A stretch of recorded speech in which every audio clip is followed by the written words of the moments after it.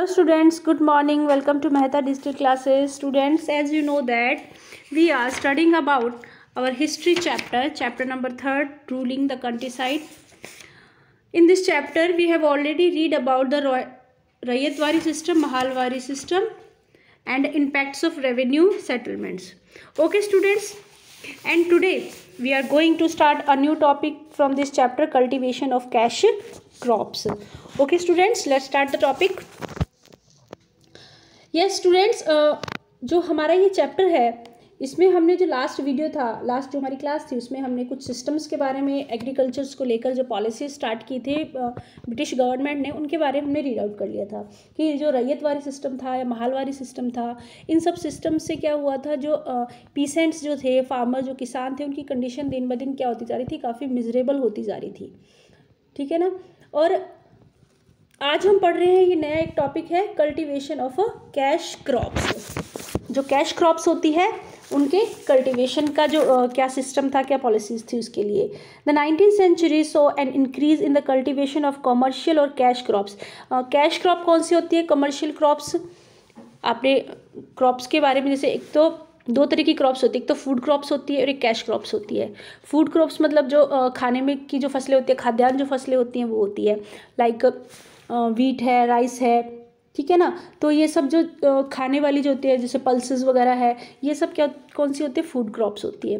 और एक होती है कमर्शियल और कैश क्रॉप्स, मतलब जिनसे क्या होता है, व्यापार भी होता है, नकदी फसलें भी जिसे कहा जाता है, लाइक टी है, जैसे जूट है, ठीक है, कॉटन है।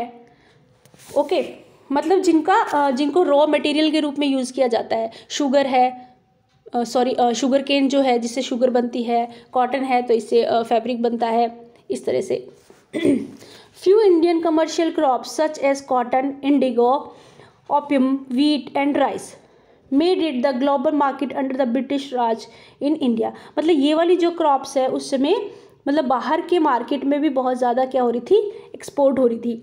The second half of the 19th century so some increase in land under cultivation and agriculture production expanded at the average rate of about 1% per year by the later 19th century। धीरे धीरे देखो, पहले तो क्या हो रहा था, agriculture में काफ़ी कमी आ रही थी, क्योंकि जो सिस्टम था, जो पॉलिसीज थी गवर्नमेंट की, वो लोगों को नहीं समझ में आ रही थी, पीसेंट्स जो थे, ठीक है ना। बट धीरे धीरे वो इस चीज़ के हैबिचुअल होते गए, तो थोड़ा थोड़ा इसके बाद में, जैसे बीच में पहले तो वो ज़मींदार वगैरह थे, तो इसलिए वजह से क्या था कि वो प्रॉपर ध्यान नहीं दे रहे थे, ज़मीनों की जो फर्टिलाइजेशन है उस पर नहीं ध्यान दे रहे थे।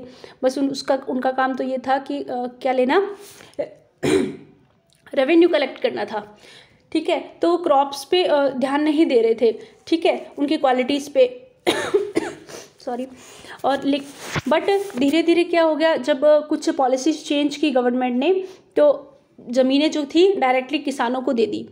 तो इसके बाद किसानों ने अपने हिसाब से एग्रीकल्चर स्टार्ट किया, और उसमें क्या किया, धीरे धीरे उन्होंने प्रोग्रेस स्टार्ट की, इंक्रीज हो गई, धीरे धीरे एवरेज रेट इंक्रीज होने लग गई per year. These crops were used in the British manufacturing industries. बाकी ये वाली जो क्रॉप्स थी वो ब्रिटिश सरकार की जो मैन्युफैक्चरिंग जो इंडस्ट्रीज थी उनमें यूज़ होती थी, हैंस दे इनकरेज कल्टिवेशन। इसलिए उन्होंने क्या किया, धीरे धीरे इन सब चीज़ों को बढ़ावा देना शुरू किया, इंक्रीज करना शुरू किया। द कंपनी मतलब न्यू टेक्निक्स डेवलप करनी स्टार्ट की। The company force the peasants to grow cash crops. Company क्या करती थी, फोर्स करती थी पीसेंट्स को, किसानों को, किस लिए, कैश क्रॉप्स ग्रो करने के लिए, क्योंकि कैश क्रॉप से क्या था कि उनकी इंडस्ट्रीज चलती थी, ठीक है ना। जैसे लाइक इंडिगो, सबसे मेन एक देखो इसमें क्या बताया गया, इंडिगो के बारे में हम मेन बात करेंगे। इंडिगो क्या है, ये एक क्रॉप है जिसे हिंदी में हम नील की खेती भी कहते हैं, विच resulted in less production of food crops. Indigo की खेती ने क्या, बाकी फूड क्रॉप्स के प्रोडक्शन में क्या ला दी, कमी ला दी थी, क्योंकि गवर्नमेंट क्या कर रही थी, ब्रिटिश गवर्नमेंट इनको फोर्स कर रही थी इंडिगो की खेती करने के लिए, इंडिगो की क्रॉप्स लगाने के लिए फोर्स कर रही थी। अब हम आगे इसी के बारे में पढ़ेंगे। इंडिगो क्या है ये देख लेते हैं। Indigo is a blue colour dye extract. मतलब इंडिगो जो है, नील जो है, ये एक कलर होता था जो कपड़ों को डाई करने के लिए यूज़ में आता था, इसकी खेती की जाती थी, नील की खेती जो थी। तो blue colour dye extract from indigo plant, नील का जो इंडिगो का जो प्लांट होता था उससे ब्लू कलर निकाला जाता था। It is use to dye clothes, कपड़ों को डाई करने रंगने के लिए जो होता है ना वो उसमें यूज़ होता था। Under British power Indigo planting become more and more commercially profitable, मतलब ब्रिटिश पावर जो उस समय क्या थी, अंडर ब्रिटिश पावर अंग्रेज़ों के शासन के दौरान क्या थी, जो इंडिगो प्लांटिंग थी वो धीरे धीरे कमर्शियली ज़्यादा यूज़ हो रही थी, क्योंकि बाहर के देशों में जैसे यूरोप में जो ब्रिटिश सरकार के जो खुद की जो कंट्रीज़ थी और यूरोप जो कंट्रीज़ थी वहाँ पे क्या था, जो कपड़े का जो व्यापार था, ठीक है ना, वो बहुत ज़्यादा था। तो उसके लिए किसकी ज़रूरत होती थी, कलर की, डाई करने के लिए फैब्रिक को। तो उसकी डिमांड फैब्रिक डाई करने के लिए किसकी डिमांड थी, इंडिगो की डिमांड थी। वो इन्हें यहाँ से पूरी हो सकती थी, इंडिया से ये डिमांड, और ज़्यादा प्रॉफिटेबल लगता था क्योंकि इंडिया से लोग मतलब जो इंडिया के जो लेबर्स थे, पीसेंट्स थे, इनको आसानी से कम कीमत पे मिल जाते थे और यहाँ से प्रोडक्शन भी ज़्यादा होता था यहाँ इंडिगो का। इस वजह से it was introduced in large parts of Burdwan, Bankura, Birbhum, north 24 Parganas. तो ये कुछ प्लेसेस के नाम है जहाँ पे इंडिगो की क्या होती थी, प्लांटेशन होती थी, खेती इंडिया में। जैसोर प्रेजेंट जो अभी बांग्लादेश में है, ठीक है, ये प्लेसेस के नाम है जहाँ पे इंडिगो की खेती की जाती थी अपने इंडिया में, भारत में। Due to industrialisation textile industry flourished, इसकी वजह से क्या हुआ, टेक्सटाइल जो इंडस्ट्री थी, कपड़े का जो मार्केट था, इंडस्ट्रीज थी, वो फ्लोरिश हुई and demand for Indigo increased, Indigo की डिमांड धीरे धीरे बढ़ने लगी। हालांकि यूरोप की जो कंट्रीज़ थी, बाहरी जो कंट्रीज थी, वहाँ पे भी इंडिगो जो था, इंडिगो नहीं था, मतलब उसका एक सब्स्टिट्यूट था, सेम इंडिगो जैसा नहीं है, एक अलग तरह का पौधा होता था, वहाँ पे भी उसकी खेती की जाती थी कलर के लिए, रंग निकालने के लिए एक अलग पौधा होता था वहाँ पे, जो वहाँ पे उगाया जाता था, बॉर्ड नाम का एक पौधा होता था, ठीक है ना। बट क्या था, लेकिन उसके रिजल्ट इतने अच्छे नहीं आते थे जितने इंडिगो के आते थे, इसलिए धीरे धीरे डिमांड बढ़ती गई किसकी, इंडिगो की। Since the climate of England was not suitable for, अब लेकिन इंग्लैंड का क्लाइमेट जो था वो इंडिगो के लिए सही नहीं था। क्लाइमेट कहाँ का सही था, इंडिया का सही था, किसके लिए, इंडिगो की खेती करने के लिए, ठीक है ना। They imported indigo from other places, वो दूसरी जगह से इंडिगो मंगाते थे। To meeting the growing demands Britain turn towards to India, अब इंडिया में डिमांड, अब इंडिया में प्रोडक्शन ज़्यादा होता था इंडिगो का, क्लाइमेट के अकॉर्डिंग भी सूटेबल थी लैंड इसकी खेती के लिए, और लेबर तो थे ही इनके पास, पीसेंट्स थे, इनको अपने हिसाब से ये कैसे भी किसी भी तरह से अपने हिसाब से ये रूल करते थे इन पे, इसलिए इन्होंने कहाँ टर्न ओवर किया, इंडिया की तरफ, नज़र कहाँ थी, भारत पे थी, ठीक है ना। The indigo planters persuaded the peasants to plant indigo, अब इंडिगो जो प्लांटर थे, बागान के जो मालिक थे, मतलब बागान क्या होता है, बहुत बड़ा भूभाग लैंड होती है जहाँ पे किसी एक पर्टिकुलर चीज़ की खेती की जाती है, जैसे चाय के बागान नहीं होते, उसी तरह से इंडिगो के भी बागान थे। तो प्लांटर जो थे, उनके जो मालिक थे, उन्होंने क्या किया, जो पीसेंट्स थे, किसानों को क्या किया, इंडिगो की खेती करने के लिए किया, कहा इंस्टीड ऑफ, किसकी बजाय, फूड क्रॉप्स की, मतलब जो फूड क्रॉप्स थी तो इनकी बजाय किसकी खेती करो, इंडिगो की करो। दे प्रोवाइड लोन्स कॉल्ड डैडन्स, मतलब वो क्या करते थे, जो कौन प्लांटर्स जो थे, मतलब बागान के जो मालिक होते थे ज़मीन के, वो क्या करते थे, उन लोगों को एक तरह से लोन देते थे कि भाई आप इंडिगो की खेती करो, तुम्हें यदि इसके लिए पैसे चाहिए, लोन चाहिए, तो वो हम प्रोवाइड करवाएंगे, ठीक है ना। मतलब ज़बरदस्ती वो क्या करते थे, लोगों से काम करवाते थे, लोन देते थे, और इस लोन का एक पर्टिकुलर एक नाम दिया था, dadon at the very high interest, जिसकी ब्याज भी बहुत ज़्यादा होती थी, मतलब ज़्यादा ब्याज पे लोन देते, ब्याज ज़्यादा लेते थे, इंटरेस्ट ज़्यादा होता था। Once a farmer took such loans he remained in डेप्ट फॉर हिज होल लाइफ, एक बार जब किसान लोन ले लेता था तो वो क्या करता था, पूरी लाइफ उसके मतलब डेप्ट, मतलब उस पर कर्जा हो जाता था। Before passing it to his successor, मतलब उसके आगे आने वाली पीढ़ियों को भी वो कर्जा चुकाना पड़ता था। The price paid by the planter was meagre, only 2.5% of the market price, मतलब मार्केट की जो प्राइस होती थी उससे बहुत कम प्राइस पे लोगों को वो क्या होता था, मार्केट की प्राइस जो होती थी उस क्रॉप्स की, उससे बहुत कम प्राइस पे क्या करते थे वो जो प्लांटर थे वो खरीदते थे, किससे? पीजेंट से।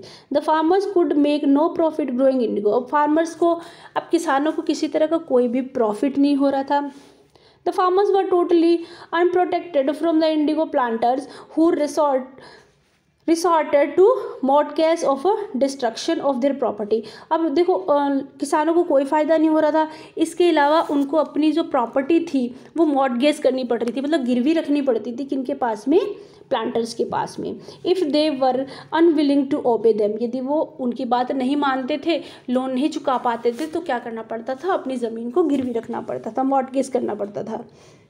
Government rules favoured the planter. अब गवर्नमेंट के रूल भी प्लांटर के फेवर में थे। By an act in 1833 the planters were granted a free hand. इसके बाद में 1833 में क्या आया? एक एक्ट आया, एक कानून बना। क्या बना? The planter were guaranteed a free hand in operation. Even the zamindar sided with the planters. Under this operation the farmer resort to revolt. ठीक है, इसके बाद में जो बागान मालिक थे उनको क्या थी? एक तरह से ग्रांट मिल गई थी प्लांटर्स को। गवर्नमेंट का एक रूल आया था 1833 में, इनको प्लांटर्स को क्या हो गया था? एक फ्री हैंड मिल गया था, मतलब किसी भी तरह से वो इस ज़मीन पे खेती करवा सकते थे किसानों से। अब इससे क्या हुआ? धीरे धीरे फार्मर्स को तो वैसे ही बहुत लॉस हो रहा था, वैसे ही वो डेप्ट में जाते जा रहे थे, कर्जे में डूबते जा रहे थे। अब उनके क्या हुआ? रिसॉर्ट टू रिवोल्ट, मतलब धीरे धीरे क्या होने लगा? उनके मन में क्रांति, विद्रोह जागने लग गया। ठीक है ना। The Bengali middle class supported the peasants. अब बंगाल का जो मिडिल क्लास थी, बंगाली मध्यम वर्गीय जो क्लास थी, लोग थे बंगाल के, बंगालीज जो थे, उन्होंने सपोर्ट किया किसको? पीसेंट्स को, किसानों को, होल हार्टेडली, मतलब पूरे दिल से इन्होंने उनको सपोर्ट किया। किसने? बंगाली जो थे। Bengali intellectual Harish Chandra Mukherjee describe the plight of the poor farmer. मतलब बंगाल के एक बहुत बड़े संपादक थे, मतलब संपादक जो कि न्यूज़पेपर वगैरह में न्यूज़ छापते हैं, ठीक है ना, प्रिंट करवाते हैं, तो वो थे हरीश चंद्र मुखर्जी। ठीक है, इन्होंने क्या किया? इन गरीब किसानों की जो प्लाइट, मतलब उनकी दुर्दशा के बारे में, क्या उनकी कंडीशंस थी उसके बारे में राइट डाउन किया। किसमें? इन हिज न्यूज़पेपर, अपने न्यूज़पेपर द हिंदू पेट्रोइट में। हिंदू पेट्रोइट नाम का इनका न्यूज़पेपर था, उसमें इन्होंने किसके बारे में लिखा? About the condition of farmers. However the articles were overshadowed However, the articles were overshadowed by Dinabandhu Mitra. इसके अलावा भाई ये तो था ही न्यूज़पेपर, जो हिंदू पेट्रोइट न्यूज़पेपर था उसमें था, इसके अलावा इससे भी ऊपर, मतलब इससे भी ऊपर एक चीज़ क्या आई? दीनबंधु मित्र जो थे, who depicted the situation in this his play.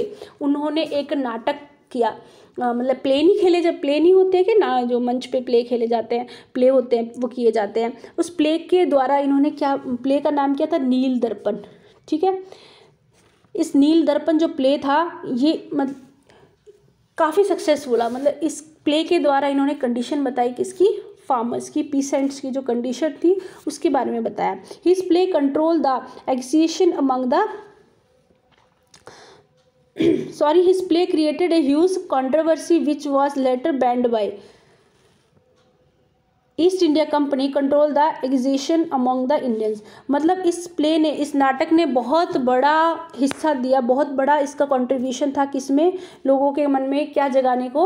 एक बगावत, एक क्रांति, विद्रोह जगाना। किसके लिए? ईस्ट इंडिया कंपनी के खिलाफ। ठीक है, अपने अधिकारों के लिए। और इसी क्रांति को बैन करने की कोशिश की किसने? ईस्ट इंडिया कंपनी ने। जो इंडियंस में जो क्रांति फैल रही थी, किसके द्वारा? एक तो न्यूज़पेपर वाला जो अभी बताया हिंदू पेट्रोइट में लिखा था हरीश चंद्र मुखर्जी ने, और एक प्ले किया गया था नील दर्पण नाम का। तो इन सब ने लोगों के मन में उस विद्रोह भावना को और बढ़ा दिया, वो भावना जिसको ईस्ट इंडिया कंपनी क्या करना चाहती थी? कंट्रोल करना चाहती थी, दबाना चाहती थी। अब धीरे धीरे क्या हो गया? लोगों के मन में विद्रोह पैदा होने लग गया, तो इंडिगो रेबेलियन हो गए, मतलब इंडिगो रिवोल्ट, क्रांति, जिसे हिंदी में नील विद्रोह भी कहा जाता है। The Indigo revolt was a peasant movement, एक किसान आंदोलन था। And subsequent uprising of Indigo farmers against the indigo planters. ये इंडिगो फार्मर्स की एक लड़ाई थी, किसके अगेंस्ट थी? इंडिगो प्लांटर्स के खिलाफ, जो बागान के मालिक थे इंडिगो के। दैट अरोज इन बंगाल इन 1859, बंगाल से शुरू हुई 1859 में। देखो मतलब लोगों को बहुत ज़्यादा समस्याएं आ रही थी, किस में आ रही थी? इंडिगो की प्लांटेशन में, खेती में। इंडिगो की जो खेती थी, एक तो सबसे बड़ी उसमें प्रॉब्लम क्या थी, हम थोड़ा सा एक बार आपको एक्सप्लेन कर देती हूँ कि इसमें सबसे बड़ी प्रॉब्लम क्या आ रही थी। इसके लिए बहुत बड़े बड़े लैंड की ज़रूरत थी, बहुत बड़े बड़े खेत जो थे उनकी ज़मीन की उनकी ज़रूरत होती थी, ठीक है। तो ये सबसे बड़ी किसानों को प्रॉब्लम आ रही थी, और इसमें हल लगाने के लिए बैलों की, इनकी भी बहुत ज़्यादा नीड थी। तो अब उस समय क्या होता था कि लोग जो किसान थे वो ऐसी मतलब उन फसलों का टाइम होता था, जैसे खाद्यान्न जो फसलें होती है फूड क्रॉप्स का, जैसे गेहूं है, चावल है, दालें हैं, इनकी फसलों का टाइम होता था। इन्होंने हल बैल सारे उसमें लगाते थे। तो इसमें क्या लगाएं? इस इंडिगो की खेती में।